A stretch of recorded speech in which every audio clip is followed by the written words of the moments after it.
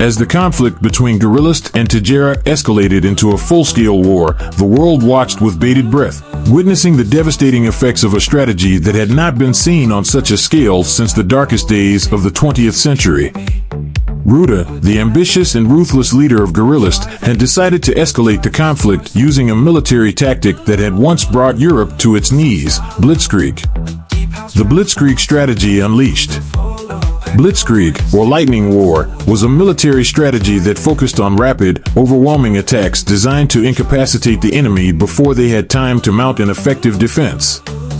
The tactic combined the coordinated efforts of infantry, armored divisions, and air power to break through enemy lines, encircle forces, and destroy their ability to resist. It was a strategy that had been perfected by the Nazi military during the early years of World War II, leading to the swift and devastating conquests of Poland, France, and other European nations.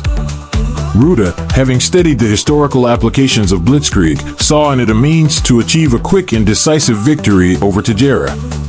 He knew that the prolonged missile assaults had already weakened Tajera's infrastructure and military capabilities. Now, he planned to deliver the final blow, a coordinated, multi-pronged assault that would overwhelm Tajera's defenses and bring the nation to its knees.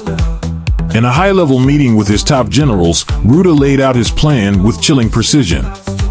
The room was filled with the sharp scent of tobacco and the low hum of conversation as the generals, veterans of countless battles, listened intently to their leader's strategy. "We will strike with the full might of our forces," Ruda began, his voice cold and calculating.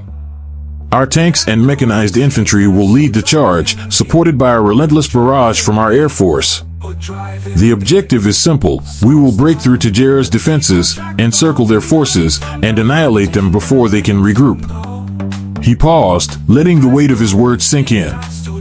"We will leave them no time to think, no time to breathe. By the time they realize what has hit them, it will be too late. This war will be over before they have a chance to comprehend it." The generals nodded in agreement, their faces set in grim determination. They knew what was at stake and were prepared to execute Ruda's plan with ruthless efficiency. The assault begins. As dawn broke over Tajera, the skies were filled with the roar of guerrillist aircraft. Bombers and fighter jets streaked across the horizon, their engines screaming as they delivered a withering barrage of bombs and missiles on Tajera's remaining military installations. The ground shook with the force of the explosions, sending plumes of smoke and debris into the air. Below, guerrillists' armored divisions began their advance. Tanks and armored personnel carriers, bristling with weapons, rolled forward in a seemingly unstoppable tide. The earth trembled beneath their treads as they surged across the border, crushing anything in their path. The infantry followed close behind, their faces hardened by the knowledge of what was to come. They moved with the precision of a well-oiled machine, their weapons ready as they prepared to engage the enemy. Tajera's defenses, already weakened by the relentless missile assaults, struggled to hold the line. Anti-tank guns fired desperately at the advancing armor, while infantry units dug in, preparing for the onslaught. But the sheer speed and ferocity of the guerrillist assault caught them off guard. In the skies above, Tajera's air force scrambled to respond, but they were quickly outmatched by the superior numbers and technology of guerrillists' air power. Dogfights erupted as Tajera's pilots fought valiantly to protect their homeland, but they were overwhelmed by the swarms of enemy aircraft. The blitzkrieg strategy was working. Within hours, guerrillist forces had broken through Tajera's defensive lines and were pushing deep into the heart of the country. Entire divisions were encircled and cut off from reinforcements, their only options being to surrender or face annihilation. President Wiza's desperation. In the Tajera command center, President Wiza watched in horror as reports of the advancing guerrillist forces poured in. The maps before him, once a sea of defensive positions and strongholds, were now marked with the red arrows of guerrillists' advance, pushing ever closer to the capital. "What's the status of our reserves?" Wiza demanded, his voice tight with the strain of command. "Deployed, Mr. President," replied one of his generals, his face ashen. "But they're being hit hard. We're losing ground faster than we can reinforce it." Wiza slammed his fist on the table in frustration. "Damn it! We can't let them reach the capital. We need to slow them down, give our people time to evaluate. Another general spoke up, his voice grim. We're doing everything we can, Mr. President, but their strategy is, it's like nothing we've faced before. They're moving too fast. Wizard knew the general was right. The Blitzkrieg strategy was designed to overwhelm, to create confusion and chaos that would cripple the enemy's ability to respond. And it was working all too well. Then we need to adapt, Wizard said, his voice steely with resolve. If they want to fight a war of speed, we'll make them fight for every inch of ground. Set up ambushes, use the terrain to our advantage. Turn every street, every building into a fortress. He looked around the room, meeting the eyes of each of his commanders. We will not let them take this country. We will fight them with everything we have. And if we have to, we'll make them pay for every drop of Tajera's blood with 10 of their own. The battle rages on. As the Blitzkrieg assault continued, the battle for Tajera grew ever more desperate. Guerrillist forces advanced relentlessly, their tanks smashing through Tajera's defenses and their infantry sweeping through towns and villages. The once vibrant cities of Tajera were transformed into war zones, with buildings reduced to rubble and streets littered with the wreckage of war. But despite the overwhelming odds, Tajera's defenders fought back with a tenacity that surprised even their enemies.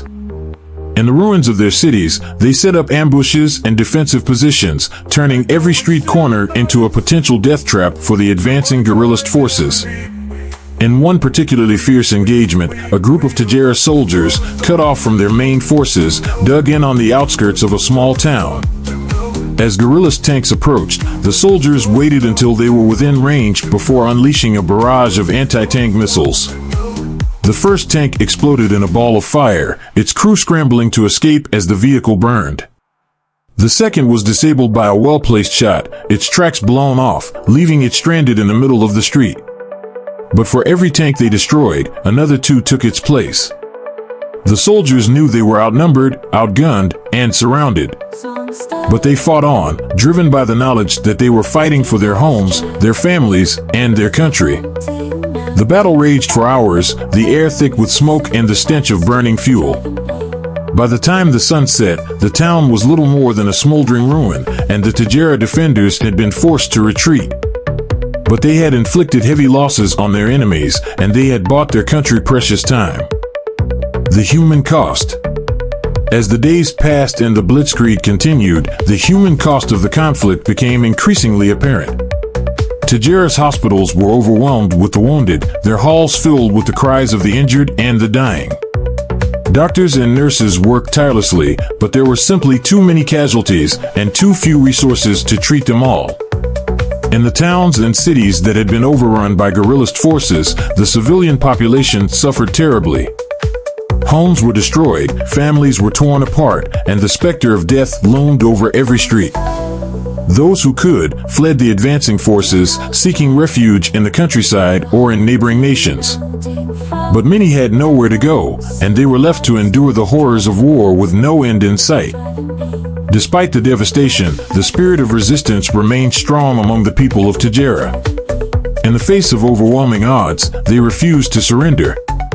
Stories of heroism and sacrifice spread like wildfire, inspiring others to join the fight or to support those who were on the front lines. Ruda's overconfidence. Back in Guerrillist, Ruda watched the progress of his Blitzkrieg strategy with satisfaction. His forces were advancing rapidly, and Tajera's defenses were crumbling under the pressure. He believed that victory was within his grasp, that it was only a matter of time before Tajera would be forced to capitulate. But in his confidence, Ruda failed to see the cracks that were beginning to form in his grand plan. The rapid advance of his forces, while effective, had stretched his supply lines thin. The resistance of Tajera's defenders, while not enough to stop his advance, was slowing it down, buying time for Wizards to regroup and for international allies to come to Tajera's aid. Ruda's generals, too, began to voice concerns about the sustainability of the Blitzkrieg strategy. They were pushing their troops to the limit, and the strain was beginning to show. But Ruda, blinded by his ambition, dismissed their concerns, confident that victory was within reach. The tide begins to turn. As the blitzkrieg continued, the international community began to take notice of the conflict. Nations that had initially remained neutral began to express concern about guerrillists' aggressive tactics and the devastation being wrought upon Tajara. Calls for diplomatic intervention grew louder, and pressure mounted on Ruda to bring the conflict to a swift conclusion. But Ruda, driven by his desire for conquest, ignored these calls. He believed that he could crush Tajara before the international community could take meaningful action, and that once he had secured victory, the world would have no choice but to accept his terms. In Tajara, President Wizard continued to rally his people, even as the situation grew more dire. He knew that the blitzkrieg strategy was designed to break their will, to force them to surrender before they could mount an effective defense.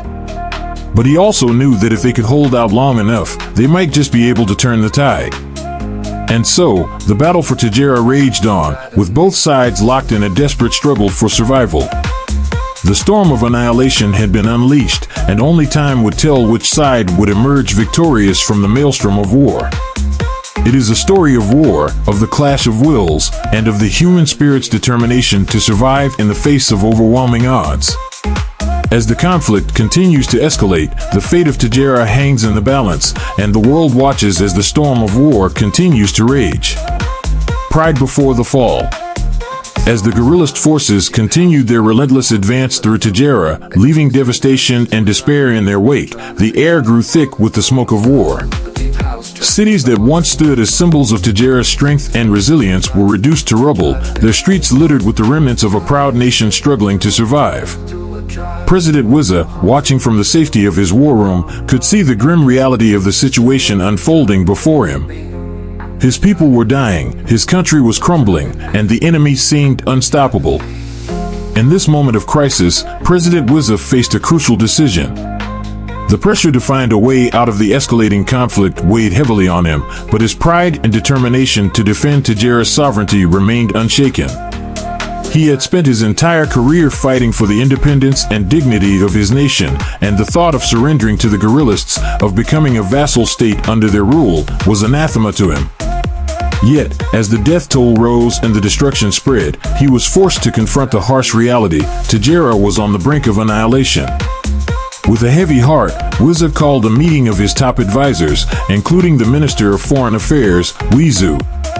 Wizu, a seasoned diplomat with a deep understanding of the geopolitical landscape, had long been advocating for a diplomatic solution to the crisis. He knew that the military situation was untenable and that the only way to save Tajara from complete destruction was through negotiation. As the meeting began, Wizu looked around the room at the faces of his advisors. They were weary, their eyes haunted by the horrors of war, but they remained loyal to their president, ready to follow his lead no matter where it took them. Wiza cleared his throat, his voice heavy with emotion as he addressed the room. "We are facing an enemy that shows no mercy," Wiza began, his voice resolute. "The guerrillists have made it clear that they will stop at nothing to achieve their goals.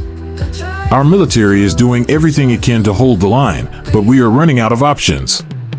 We must consider all possible avenues to save our nation." The room fell silent as the weight of Wiza's words sank in.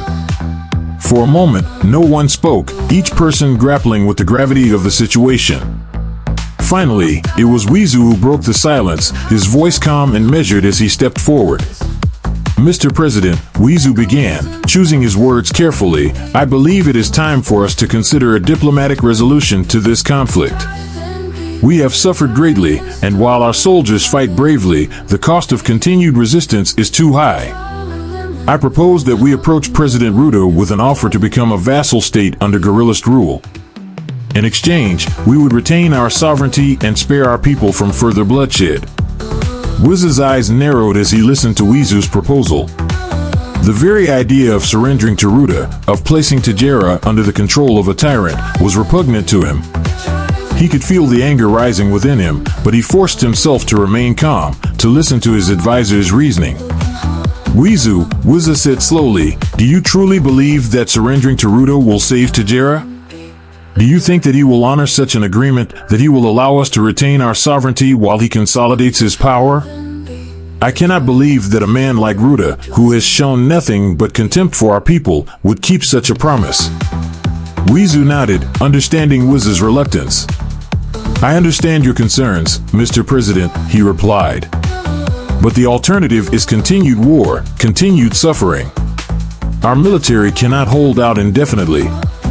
We have to think about the future, about the lives we can still save. A vassal state may not be ideal, but it is better than total destruction." Wiz clenched his fists, his knuckles turning white as he considered Wizu's words. Every fiber of his being rebelled against the idea of surrendering, of bowing to the guerrillists. But he knew that Wizu was right about one thing: the war was unwinnable. The guerrillists were too powerful, their forces too numerous. Continuing to fight would only lead to more death, more devastation. But pride, that insidious force, clouded Wiz's judgment. The thought of going down in history as the president who surrendered to Jera, who allowed it to become a puppet state under guerrillist control, was unbearable to him. His legacy, his entire career, would be tarnished by such a decision. "No," Wiz finally said, his voice firm.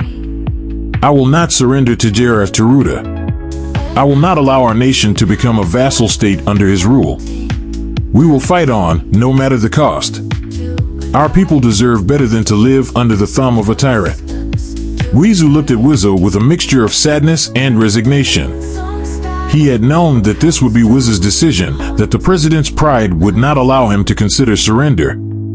But he had hoped, for the sake of the people, that Wizzo might see reason. "Mr. President," Wizu said softly, "I respect your decision, but I fear that it will lead to more suffering, more loss. I hope that you will reconsider before it is too late." Wizu shook his head, his expression set in stone. "There is nothing to reconsider, Wizu. This is our fight, and we will see it through to the end." With a heavy heart, Wizu nodded and stepped back, knowing that there was nothing more he could do. He had tried to find a way out, to save his people from the horrors of war, but his efforts had been in vain. All that remained now was to prepare for the inevitable. The war continues. As the days turned into weeks, the war dragged on, with both sides suffering heavy losses. The once proud cities of Tajera were reduced to ashes, their streets filled with the bodies of the dead and the dying. The guerrillists, emboldened by their victories, pushed deeper into Tajera, their forces overwhelming the remaining pockets of resistance. In the guerrillist capital, Rudo watched with satisfaction as his plan unfolded. He had always known that Wizzo would refuse to surrender, that his pride and stubbornness would drive him to continue the fight even in the face of certain defeat. And now, with Tajera on the brink of collapse, Ruda's ambitions were within reach. But even as victory seemed assured, Ruda could not help but feel a twinge of frustration. He had hoped that Tajera's leaders would see reason, that they would submit to his rule without the need for further bloodshed. He had offered them a way out, a chance to save their people, but they had refused.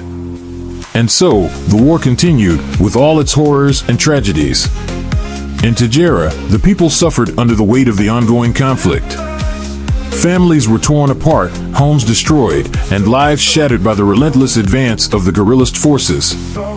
The once vibrant nation was now a shadow of its former self, its spirit crushed by the horrors of war. But despite the devastation, there were those who continued to resist, who refused to give in to despair. In the ruins of their cities, they fought on, driven by the belief that their cause was just, that they were fighting not just for themselves, but for the future of their nation. The final reckoning. As the war ground on, President Wizza found himself increasingly isolated, both politically and personally. His refusal to consider surrender had alienated many of his advisors, who saw the futility of the continued conflict. But Wizza remained resolute, convinced that he was doing what was right for Tajera. In the end, it was this pride, this refusal to compromise, that would be his downfall. The guerrillists, relentless in their pursuit of victory, continued their advance, cutting off Tajera's remaining supply lines and encircling its last strongholds. The situation grew increasingly desperate, with no hope of relief in sight. Finally, as the last of Tajera's defenses crumbled, Wizza was forced to confront the harsh reality of his situation. The war was lost, his nation in ruins, and his people suffering beyond measure.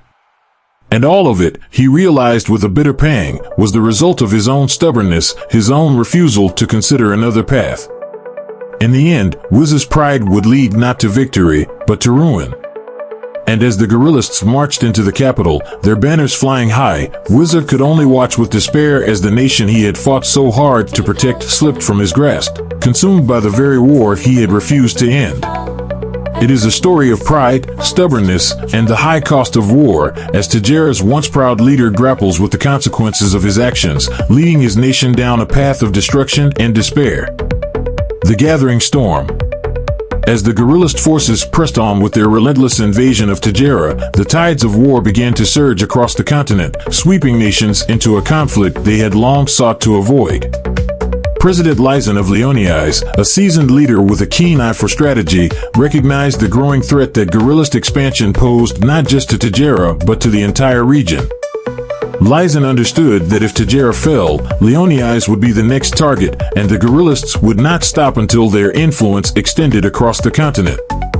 Determined to prevent this outcome, Lysan made the difficult decision to reinforce Tajera's borders, sending troops and resources to support their beleaguered ally. It was a risky move, one that carried the potential to drag Leonias deeper into the conflict, but Lysan knew that the stakes were too high to remain idle. The survival of Leonias, and indeed, the stability of the entire region, depended on keeping the guerrillists at bay. However, as Lysan's forces mobilized to aid Tajera, the situation took an unexpected and devastating turn. Leopardia, a close ally of the guerrillists and a nation with a formidable military, launched a surprise attack on Leonias. The timing was impeccable, catching Leonias off guard and diverting their attention from the task of supporting Tajera. Leopardia's military, having been trained in the ruthless blitzkrieg tactics perfected by the guerrillists, moved with lightning speed and precision. The initial assault was devastating, with Leopardian forces smashing through Leonias' defenses in a matter of days. Despite Leonias' preparedness, they were no match for the sheer ferocity and coordination of Leopardia's attack. In the capital of Leonias, President Lysan watched in horror as reports flooded in of cities falling to the Leopardian advance. The strategic importance of Leonias' position, nestled between Tajera and the heart of the continent, made it a prime target for the guerrillists' expansionist ambitions. Now, with Leopardia acting as their proxy, the guerrillists had effectively neutralized one of the key obstacles to their dominance. But Lysan was not one to back down in the face of adversity. With his nation under siege, he quickly shifted his focus from aiding Tajera to defending Leonias' own borders. He ordered a full mobilization of Leonias' military forces, directing them to fortify key positions and prepare for a prolonged conflict. At the same time, Lysan reached out to neighboring nations, seeking allies who might be willing to join the fight against the growing guerrillist threat. The conflict, once confined to Tajera, now began to spread like wildfire across the continent. As Leonias struggled to repel the Leopardian onslaught, the shockwaves of the invasion reverberated through the region, drawing other nations into the fray. Birais, Hyaenia, and Wolfia, once neutral and peaceful, found themselves caught in the crossfire of a rapidly escalating war. In Birais, President Bjorn held an emergency meeting with his top advisors. The country had long prided itself on its neutrality, preferring diplomacy and trade over military engagement. But with the guerrillists now threatening to dominate the entire continent, Bjorn faced an impossible choice: remain neutral and risk being overrun, or take up arms and join the growing coalition against the guerrillists. The debates within the Berizian government were heated. Some argued for immediate action, pointing out that the guerrillists would not stop until they had subjugated the entire region. Others urged caution, fearing that joining the war would only bring destruction to Birais' peaceful cities. In the end, Bjorn made the fateful decision to begin secret negotiations with Leonias and Tajera, seeking a way to join the fight without openly declaring war until the time was right. Meanwhile, in Hyaenia, President Murray faced a similar dilemma. Hyaenia had already been drawn into the conflict, having suffered attacks from guerrillist forces in the early stages of the war. The nation's military had managed to repel the initial assaults, but Murray knew that it was only a matter of time before the guerrillists regrouped and struck again. With Tajera on the brink of collapse and Leonias under siege, Murray recognized that the balance of power was rapidly shifting in favor of the guerrillists. Reluctantly, Murray began to prepare Hyaenia for a broader conflict, reaching out to neighboring nations to form a defensive alliance. The stakes were higher than ever, and Murray understood that Hyenia's survival depended on forging new alliances and standing firm against the guerrillist juggernaut. In Wolfia, President Hyza found himself in a precarious position. The nation, known for its fierce independence and well-trained military, had managed to avoid direct involvement in the conflict thus far. But with the war now threatening to engulf the entire continent, Hyza could no longer afford to remain on the sidelines. As the guerrillists continued their advance, Hyza convened a council of war, bringing together the leaders of Wolfia's military and intelligence agencies. The discussions were tense, with some advocating for a preemptive strike against guerrillist forces to prevent them from gaining a foothold in Wolfia. Others urged caution, pointing out that Wolfia's position as a neutral power could be leveraged to broker a peace agreement. In the end, Hyza opted for a more cautious approach, ordering the military to begin fortifying Wolfia's borders while continuing to explore diplomatic options. But even as Wolfia prepared for the worst, Hyza knew that the time for neutrality was rapidly running out. The guerrillists showed no signs of slowing their advance, and Wolfia's future hung in the balance. A continent on the brink. As the fires of war spread across the continent, the once stable political landscape was thrown into chaos. Alliances were tested, old rivalries reignited, and nations that had once stood together now found themselves at odds. The conflict, which had begun as a struggle between Tajera and the guerrillists, had grown into a full-blown continental war, with no end in sight. In the guerrillist capital of Hunxi, President Ruto watched the unfolding events with a mixture of satisfaction and determination. His plan was working. By drawing Leonias, Leopardia, and the other nations into the conflict, he had effectively isolated Tajera and weakened any potential resistance. With Tajera's defenses crumbling and Leonias struggling to repel the Leopardian assault, Ruto knew that the time was right to push forward with his ultimate goal, the unification of the continent under the guerrillist banner. But even as Ruto reveled in his successes, he could not ignore the growing signs of dissent within his own ranks. The war, which had initially united the guerrillist people under a banner of nationalism and expansionism, was beginning to take its toll. Casualties were mounting, and the once enthusiastic populace was growing weary of the constant conflict. In private, some of Ruto's closest advisors began to voice their concerns. The war was dragging on longer than anticipated, and the costs, both in terms of resources and lives, were mounting. While Ruto remained confident in his strategy, he could not afford to ignore the growing discontent. He knew that in order to maintain his grip on power, he needed a decisive victory, one that would cement his legacy and silence his critics. Meanwhile, in Tajera, President Wiza continued to grapple with the harsh realities of the war. The once proud nation was now a shadow of its former self, its cities in ruins and its people demoralized. The desperate attempts to defend the capital, Tiz, were becoming increasingly futile as guerrillist forces closed in from all sides. Wiza knew that Tajera's days were numbered. The relentless guerrillist advance, coupled with the loss of support from Leonias, had left the nation vulnerable and isolated. But even in the face of overwhelming odds, Wiza refused to give up. He continued to rally his people, urging them to fight on, to resist the guerrillists with every ounce of strength they had left. In a final, defiant act, Wiza ordered a series of counterattacks against guerrillist forces, hoping to buy enough time to negotiate a ceasefire or secure aid from the remaining neutral nations. But the reality was clear. Tajera was on the brink of collapse, and the guerrillists were poised to deliver the final blow. As the war entered its most critical phase, the continent stood at a crossroads.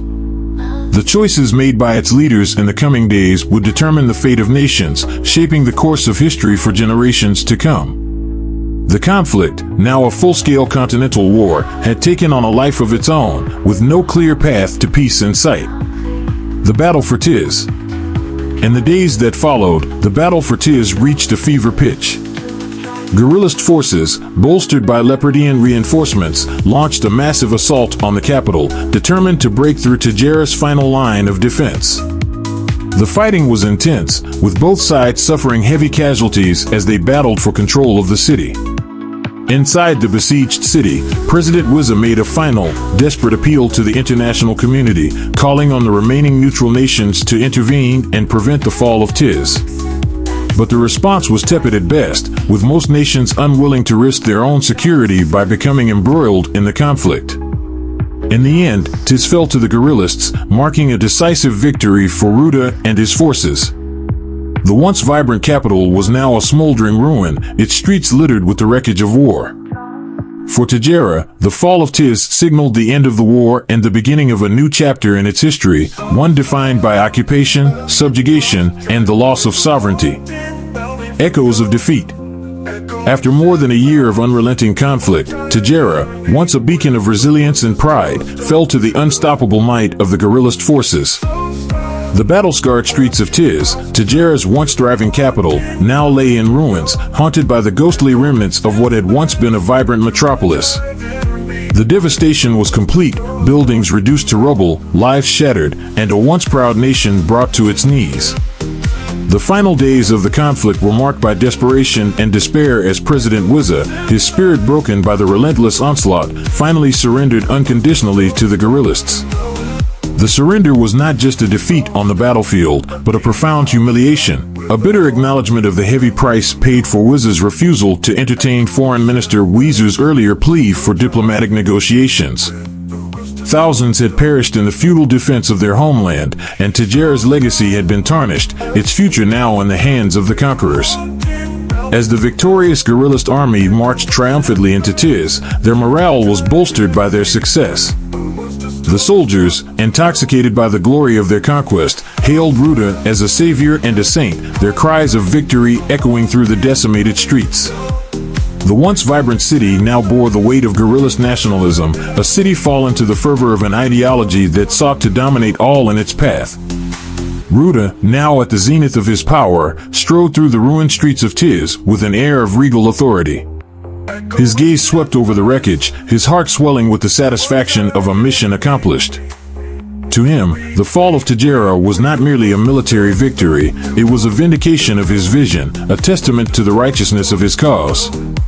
He had promised his people expansion, strength, and unity under the guerrillist banner, and he had delivered. As Ruda approached the central square, where the remnants of Tajera's military leadership awaited him, he called upon the defeated Tajera soldiers to lay down their weapons. The time for resistance had passed, and he demanded total submission. The Tajera soldiers, once proud defenders of their homeland, now stood in silence, their spirits crushed, their will to fight extinguished. Amidst the rows of soldiers, Ruda's sharp eyes fell upon a figure whose face stirred a memory. There was something about this soldier, a familiar challenge in his eyes, a defiance that had not been completely stamped out. But Ruda, confident in his dominance, dismissed the flicker of recognition, choosing instead to focus on the grander picture. He had conquered Tajera, now he would shape its future. Ruda's voice, firm and commanding, reverberated through the square as he addressed the people of Tiz. People of Tajera, he began, his tone carrying the weight of a conqueror's authority, today marks the beginning of a new era. No longer will you live under the shadow of a failed leadership. No longer will you suffer the indignities of division and weakness. Under guerrillist rule, you will find strength, unity, and prosperity. I offer you a future where Tajera will rise from the ashes as part of a greater, more powerful nation. The words were meant to inspire hope, to convince the people that their surrender was not the end, but a new beginning. Yet, as Ruda spoke, the mood in the square was far from what he had anticipated. The people of Tiz, their hearts heavy with grief and anger, did not cheer. There was no joy in their eyes, no relief in their expressions. Instead, there was a profound, simmering pain, a collective mourning for a homeland lost, for lives torn apart by the ravages of war. For the people of Tajera, Ruda's declaration was a bitter reminder of their fall from grace. The promises of prosperity and unity under foreign rule rang hollow in their ears. They had not fought and bled to see their country handed over to an outsider, their sovereignty stripped away, their identity subsumed by a conquering power. The pain of defeat was too fresh, the wounds too deep, for them to accept Ruda's vision of the future. As the crowd dispersed, a heavy silence hung over Tiz. The people returned to their broken homes, their thoughts consumed by the enormity of their loss. Families mourned the dead, the streets echoed with the cries of those searching for missing loved ones, and the once proud spirit of Tajera lay in tatters. Meanwhile, in the corridors of the makeshift guerrillist headquarters, discussions about the future of Tajera were underway. The question of Tajera's status, whether it would be a colony under direct guerrillist control or granted some form of autonomy, was hotly debated among Ruda's advisors. Some argued for full annexation, citing the need for complete control to prevent any resurgence of resistance. Others suggested a more nuanced approach, allowing Tajera limited self-governance under strict guerrillist oversight to ease tensions and facilitate smoother integration. Ruda listened to the arguments with a calculated mind. He knew that his decision would have far-reaching consequences, not just for Tajera, but for the stability of his entire empire. The victory had been costly, and maintaining control over a resentful population would require careful planning. Yet, his ambition to expand guerrillist influence across the continent left little room for compromise. Outside the palace, the undercurrents of resistance began to stir. The people of Tajera, though beaten, were not entirely broken. In the shadows, whispers of rebellion spread, and small groups began to organize in secret, determined to resist guerrillist rule by any means necessary. The spirit of Tajera, though bruised, had not been completely extinguished. Ruda, in his triumph, underestimated the depth of Tajera's resolve. He saw the silence of the people as acquiescence, not realizing that beneath the surface, anger and defiance were brewing. The seeds of resistance had been planted, and they would grow in the fertile soil of despair and indignation. As the days passed, the tension in Tiz remained palpable. Guerrillist soldiers patrolled the streets, enforcing the new order with an iron fist, while the people of Tajera quietly mourned their loss. The city, once alive with the vibrant energy of its citizens, now felt hollow, a shell of its former self. In the coming weeks, Ruda would learn that victory on the battlefield did not guarantee peace. The true battle for Tajera was just beginning, and it would be fought not with armies, but with the indomitable will of a people who refused to be conquered.